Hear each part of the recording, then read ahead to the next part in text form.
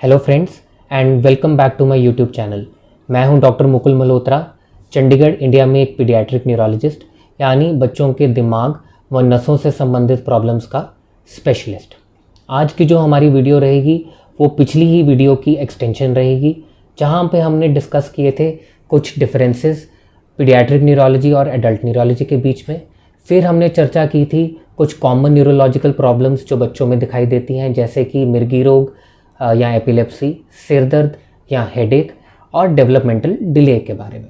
अगर आप लोगों ने वो वीडियो नहीं देखी है तो उसका लिंक मैं ऊपर आई बटन में और नीचे डिस्क्रिप्शन बॉक्स में छोड़ दूंगा, आप वहाँ से देख सकते हैं।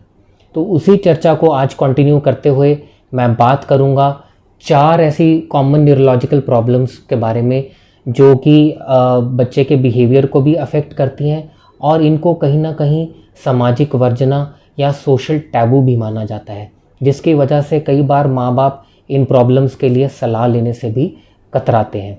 तो अगर आप इन प्रॉब्लम्स के बारे में जानना चाहते हैं तो बने रहिएगा मेरे साथ इस वीडियो के एंड तक। तो शुरुआत करते हैं आज की पहली प्रॉब्लम से, जो कि अंदर ही अंदर एक महामारी या पैंडेमिक का रूप धारण कर चुकी है। और भारत में हुए कम्युनिटी बेस्ड सर्वे में ये भी पता चला कि हर 5 में से 1 भारतीय बच्चे को ये प्रॉब्लम है। और हाँ, मैं बात कर रहा हूँ ऑटिज़म या ऑटिज़म स्पेक्ट्रम डिसऑर्डर की। अब सबसे पहला सवाल यही उठता है कि ऑटिज़म क्या है और ऑटिज़म को कैसे पहचानें या उसके लक्षण क्या हैं। तो ऑटिज़म बेसिकली कम्युनिकेशन और लैंग्वेज की प्रॉब्लम है। अब नॉर्मली कोई भी बच्चे को ये नहीं सिखाता कि कैसे बोलना है, कैसे अपने विचारों को व्यक्त करना है, कैसे दूसरों से बात स्टार्ट करनी है। ये सारी चीज़ें जो हैं वो बच्चा बढ़ती उम्र के साथ या नेचुरल डेवलपमेंटल प्रोसेस के साथ खुद ही सीख जाता है। पर ऑटिस्टिक बच्चों में क्या होता है कि कुछ जेनेटिक या आनुवांशिक कारणों की वजह से या कुछ मेटाबॉलिक कारणों की वजह से या एनवायरनमेंटल ट्रिगर्स, जैसे टूटा हुआ परिवार है या फिर माँ बाप दोनों काम पे जाते हैं, बच्चे के लिए उनके पास समय नहीं है, बच्चा हमेशा मेड के साथ रहता है, तो हमेशा वो कार्टून या टीवी के सामने बैठा रहता है, तो उसे लगता है कि दुनिया ही वही है। इन कारणों की वजह से या कई बार अननोन कारणों की वजह से भी बच्चा अपना डेवलपमेंट का नॉर्मल ट्रैक छोड़कर एक किसी पैरेलल ट्रैक पे निकल जाते हैं, जहाँ पे ये कम्युनिकेशन और लैंग्वेज की जो स्किल है वो ठीक से डेवलप ही नहीं हो पाती। तो ये बच्चे कभी भी दूसरे से जब बात करेंगे तो आंख में आंख नहीं मिलाएंगे, दूसरे बच्चों से घुलना मिलना भी ये पसंद नहीं करते, ये अकेले ही अपने कुछ स्पेसिफिक घूमते हुए टॉयज़ के साथ खेलना पसंद करते हैं। प्लस कहीं भी नई जगह जाने में इनको बहुत तकलीफ़ होती है। इनकी रोज़मर्रा की रूटीन में अगर कुछ चेंज किया जाए तो भी ये बहुत परेशान या चंचल हो उठते हैं। तो ये प्रॉब्लम्स इशारा करती हैं ऑटिज़म की प्रॉब्लम की तरफ। अब आपके मन में ये सवाल उठ रहा होगा कि अगर ये प्रॉब्लम इतनी कॉमन है तो क्यों लोग इसके बारे में जानते नहीं, क्यों लोग इसके बारे में बात नहीं करते। तो इसके भी 3 प्रमुख कारण हैं जिनको मैं अभी डिस्कस करूँगा। तो सबसे पहला प्रॉब्लम ये है कि कई बार ऐसा होता है कि माँ बाप छोटी उम्र में पहचान लेते हैं कि बच्चे को ये प्रॉब्लम है, पर जब वो घर वालों या रिलेटिव्स के साथ डिस्कस करते हैं तो उन्हें आगे से एक ही जवाब मिलता है कि अरे नहीं नहीं, अभी तो बच्चा छोटा है, जैसे जैसे उम्र बढ़ेगी तो ये ठीक होता जाएगा, तुम टेंशन ना लो। नहीं तो उन्हें एक और तर्क दे दिया जाता है कि अरे नहीं नहीं, इसके पापा भी लेट बोले थे, इसी वजह से ये भी लेट बोलेगा, तुम टेंशन ना लो, डॉक्टर की सलाह लेने की कोई ज़रूरत नहीं। और होता इससे ये है कि जो सिम्टम्स छोटी उम्र में ही पकड़े गए थे वो नज़रअंदाज हो जाते हैं या इग्नोर हो जाते हैं। दूसरा जो प्रॉब्लम है वो ये कि कई बार रिलेटिव्स या फ्रेंड्स कई बार ये पॉइंट आउट कर देते हैं माँ बाप को कि आपके बच्चे के बिहेवियर में कुछ तो गड़बड़ है। माँ बाप फिर क्या करते हैं कि अपनी सोशल लाइफ को बिल्कुल बंद कर देते हैं, बच्चे को बाहर ले जाना बंद कर देते हैं, सिर्फ इसी डर से कि बाहर जब भी जाएंगे तो उन्हें एम्बैरेसमेंट होगी या कोई जग हंसाई होगी, या अपने मन में एक हीन भावना बिठा लेते हैं जिस वजह से वो मदद लेने तक भी आगे नहीं आते। और फिर तीसरी जो प्रॉब्लम है कि कई बार लोग डॉक्टर तक भी पहुंच जाते हैं, माँ बाप सलाह भी ले लेते हैं, डायग्नोसिस भी बनवा लेते हैं, बट फिर वो एक ऐसे आदमी की तलाश में या ऐसे डॉक्टर की तलाश में निकल जाते हैं जो बस उन्हें ये कह दे कि ये दवाई या ये शरबत या सिरप पीने से बच्चे का ऑटिज़म जड़ से ही ख़त्म हो जाएगा, जो कभी होता ही नहीं। तो इस वीडियो के माध्यम से मैं आप सबको ये क्लियर मैसेज एक देना चाहता हूँ कि ऑटिज़म इज़ नॉट ट्रीटेबल। किसी भी दवाई या सिरप के माध्यम से हम ऑटिज़म को जड़ से नहीं मिटा सकते, पर बिहेवियरल थेरेपी, ऑक्यूपेशनल थेरेपी और स्पीच थेरेपी के माध्यम से अगर हम इन बच्चों की ट्रेनिंग ढंग से करवाएं तो इनका हम स्किल सेट बढ़ा सकते हैं और इनको हम अपनी मैक्सिमम पोटेंशियल तक पहुंचा सकते हैं। और कई बार तो ये बच्चे सेल्फ डिपेंडेंट और आत्मनिर्भर भी हो जाते हैं। तो मेरी सबको यही सलाह रहेगी कि प्लीज़ इन सिम्टम्स को इग्नोर ना करें, और अगर छोटी उम्र में ही आपको ये सिम्टम्स दिख गए हैं तो प्लीज़ डॉक्टर की सलाह जल्द से जल्द लें। अब आते हैं हम आज की दूसरी प्रॉब्लम की तरफ, जो कि है ADHD। अब ADHD जो है वो दो मुख्य भागों में डिवाइडेड है, AD और HD। AD का फुल फॉर्म है अटेंशन डेफिसिट, यानी अटेंशन की कमी होना या कंसंट्रेशन या फोकस की कमी होना। अब नॉर्मली बच्चे कोई काम करने लगते हैं तो 15-20 मिनट आधे घंटे तक उसमें बिल्कुल मगन हो जाते हैं, बट ADHD वाले बच्चों में ये बहुत बड़ी प्रॉब्लम है कि वो 1 या 2 मिनट मैक्सिमम 3 मिनट तक अपने काम पर ध्यान दे पाते हैं और फिर सडनली एक नया विचार दिमाग में आता है और फिर वो अगले काम की तरफ निकल जाते हैं।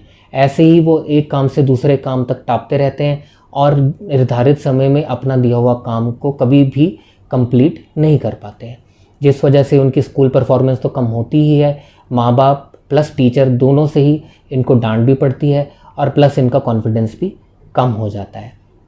इसी बीमारी का दूसरा हिस्सा जो है HD यानी हाइपर एक्टिविटी डिसऑर्डर, नाम से ही जैसे हमें समझ में आ रहा है कि इसमें जो बच्चे हैं वो टिक के एक जगह बैठ ही नहीं पाते।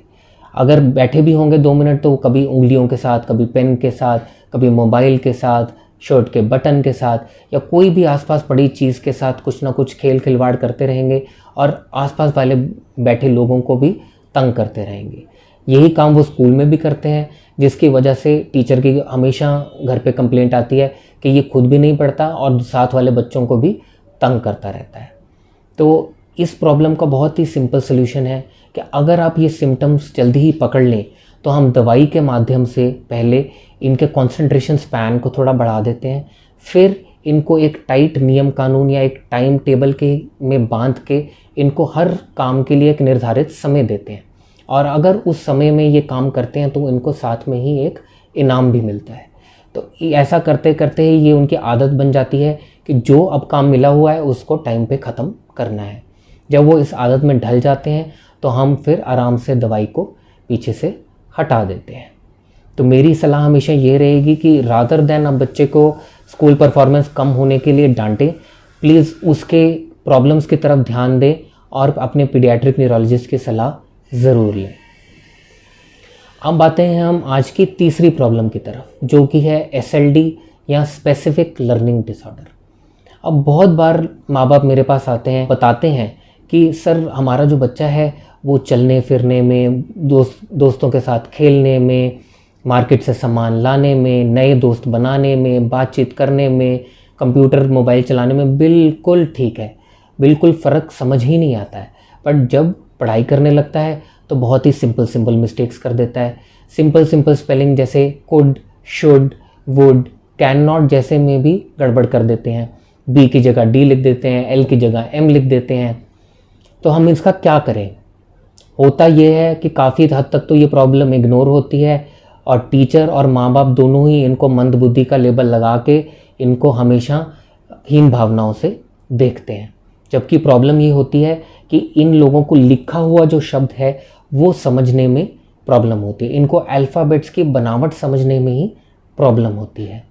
और अगर आप लोगों को याद होगा कि कुछ साल पहले ये इसके ऊपर एक मूवी भी आई थी तारे ज़मीं पर, जिसमें जो मेन कैरेक्टर है बच्चे का, उसको भी यही प्रॉब्लम थी। वैसे तो वो बिल्कुल नॉर्मल था, पर पढ़ाई लिखाई में वो हमेशा पीछे रह जाता था, जिस वजह से वो हमेशा अपने आप को हीन नज़रों से देखता था। प्लस माँ बाप की डांट की वजह से वो हमेशा ही गुस्से में या एग्रेसिव नेचर में रहता था। पर जब उस मूवी में उसके टीचर रिकॉग्नाइज़ करते हैं कि उसको ये प्रॉब्लम है और उसके ऊपर स्पेशल अटेंशन देते हैं, तो वो जल्द ही इम्प्रूव कर जाता है और बल्कि नॉर्मल बच्चों से भी ज़्यादा अच्छा परफॉर्मेंस करने लगता है। तो उसी फिल्म की तरह ही इसका ट्रीटमेंट जो है स्पेशल एजुकेशन के थ्रू जाता है, जहाँ पे हम इनकी स्पेसिफिक प्रॉब्लम्स को टैकल करते हैं और साथ में पढ़ाई और लिखने पढ़ना जो है उसको और मस्ती भरा बना के इनके सामने पेश करते हैं। तो अब हम आते हैं चौथी प्रॉब्लम की तरफ, जो कि है इंटेलेक्चुअल डिसेबिलिटी या बच्चे में मंद बुद्धि होना।